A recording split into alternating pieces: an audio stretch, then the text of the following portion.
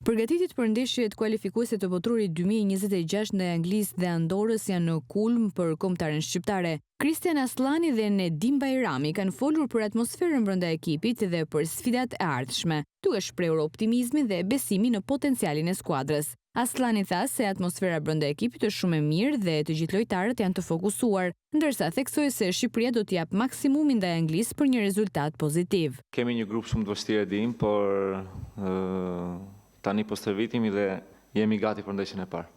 Ata janë një skuadër shumë e fortë, një skuadër fizike, shumë teknike, se lojtarët atyre i njohim shumë mirë. Besoj se du të shkojmë aty dhe nuk mendojmë shumë, trymë me shpirt me zemër edhe mos vëmë aty si turist, se gjithmonë ku hymë fushë, hymë përfitore.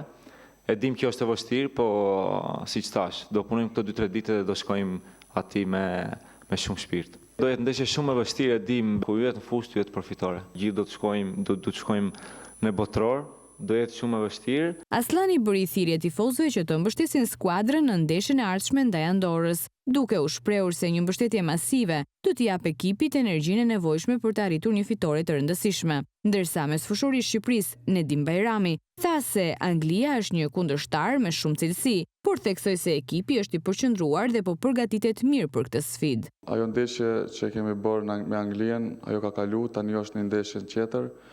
Kështu që duhet me përgatit ndeshjen shumë mirë, se e dim çfarë kundërshtari është, e dim çfarë kualiteti kanë dhe besoj se gjithë çunat janë gati edhe Silvinho dhe përgatitet ndeshjen shumë mirë. Besoj se gjithë çunat janë gati edhe tani si u kthye Broja, besoj se jemi komplet. Këto kompeticione është i ndryshme, kështu që tani jemi për kualifikimet e botrorit edhe gjithë fokusi është këtu.